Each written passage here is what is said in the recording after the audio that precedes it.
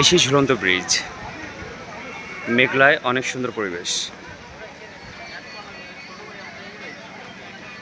ঝুলন্ত ক্রেন,